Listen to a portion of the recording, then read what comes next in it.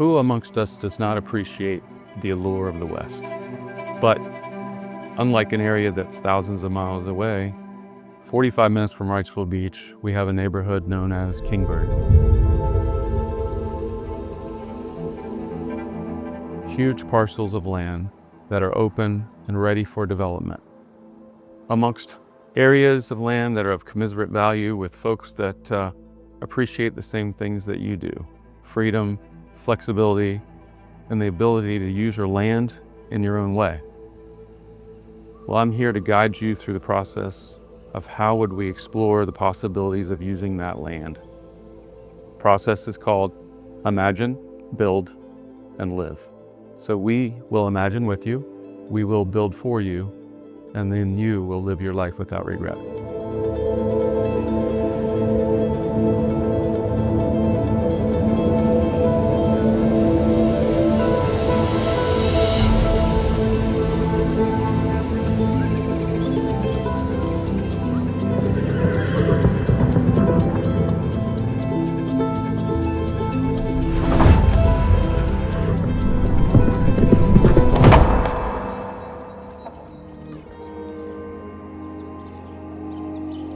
I need my cowboy hat on when I ask you this question.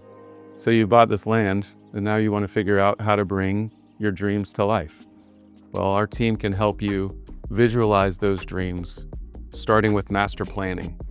Whether it's an equestrian estate, a modern retreat, or just a ranch-style home, we'll guide you through that process and make sure we maximize usability and privacy of the land that you've acquired. And then from there, we'll seamlessly move into construction with our master craftsmen, putting together a home and an estate that you can be proud of. And when it's all done, we'll help you service it for the long term with our estate management team. So come along with me as we describe the initial part of the process, which is that master planning phase in Kingbird. Master planning starts with listening. It's the first thing we do with every client. We listen to the site, analyzing the context, analyzing the winds, the sun, the topography. And then we listen to the client. We listen to their vision. We listen to their dreams. And then we take those things and we put them together to start to develop the overall master plan, how the client can plan for the future, for multi-generational living, for different structures, what their one-year process is going to be, what the 5-year plan is going to be, what the 10-year plan is going to be.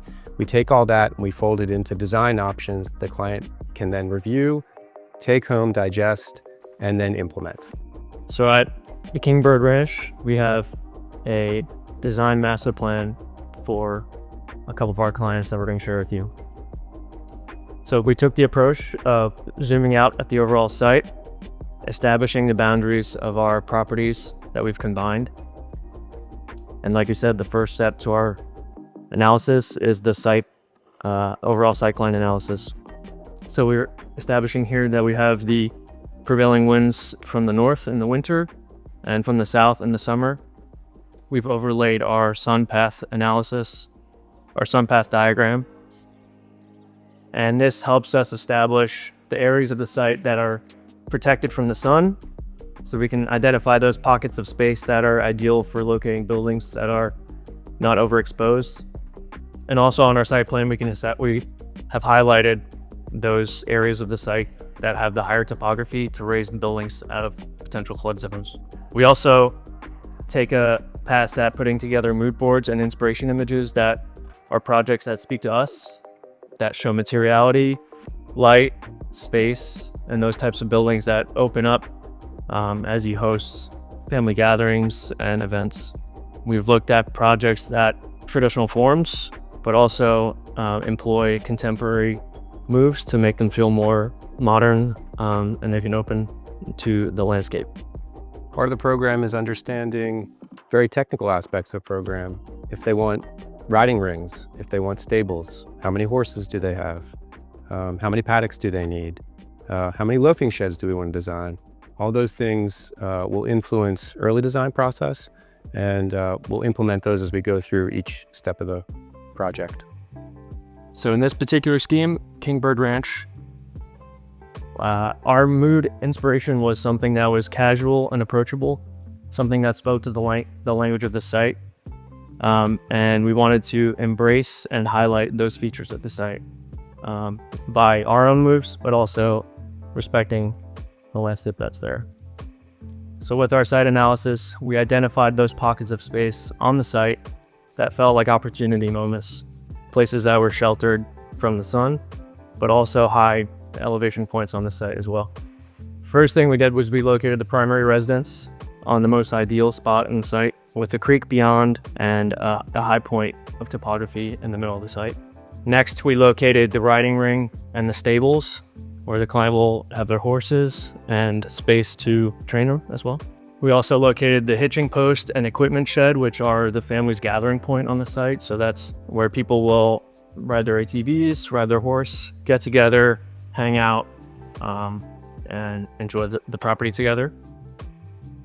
We also located 3 guest houses on the site, with the largest on the top corner of the site in its own pocket.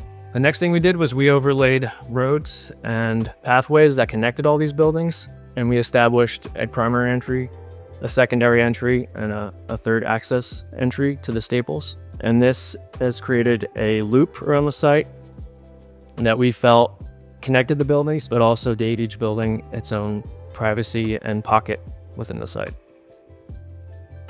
We overlaid bridges where we're crossing over creeks or through natural elements on the site, such as clusters of trees. And then we proposed man-made landscape elements such as a lake and additional planting to further enhance the landscape that's already there. We located loafing sheds around the site so that the pasture land can sprawl out from the stables, and the horses, cows, and whatever livestock can get a step out of the sun or have a dry place to eat when it's raining. We've connected all the buildings on the site with riding trails, so through the woods, across creeks, over bridges, and that makes this entire site feel more connected and more activated. And then we've defined our property line with a fence and those entry gates at each of those 3 points. And our inspiration for this project is casual, approachable, and connected with the landscape. So we have gates that reference that. We have casual riding trails and the lake reference. The architecture is understated and low to the ground. The buildings sprawl out and open up to the landscape, and they also work with the landscape to draw natural ventilation through the open spaces and provide deep overhangs for shade in the summer. The stables and riding ring are a key feature in this site. So we have large open structures for riding in the summers, so it's covered space, and then we have large pasture that sprawls out for the horses and cattle to graze. Like I said, the hitching post and the equipment shed are the gathering space, so these are structures that open up to host many people. There's going to be amenities such as pools, kitchens, areas to watch movies, and the equipment shed is a central part of that too, where all of your ATVs, your tractors, all of that can be stored in a place that's accessible for everyone. The guest houses all speak to the language of the site and of the other structures, so our material palette is very similar and applied in a way that all the buildings are related, but also each building has its own personality. And so the overall site master plan has come together in a way that builds on the landscape that's already there and enhances it, and then establishes a multi-generational, multi-family compound where people can come and enjoy what we have to offer. The second scheme, Kingbird Garden, is a scheme based off of organization around the landscape, but using the landscape to control views and create privacy. We also created a similar mood board, but what you'll see here that's a little different is a little more organized approach to landscape with alleys of trees, controlling views in the meadows, and doing it with both hardscape and softscape, fencing and landscape. We did the same thing. We took the overall site plan and we began to impose some axis on the site plan. The different approach here is, instead of using the original topography and entrance coming through the creek, we said, let's go ahead and create our own axis, the main axis coming into the site, for a really long view to the stables and to the riding ring. That's going to give us a long view to the most public part of the whole estate. And then we're going to cross that axis with a perpendicular axis where we can put more private functions, which is the main home and the hitching post. Then we'll overlay the guest homes, and we'll overlay the equipment shed, also with our own private locations off the main axis, and the largest guest house on the northwest side of the site furthest away. We did the same thing, then we overlaid the roads and access. We created a main courtyard in the middle.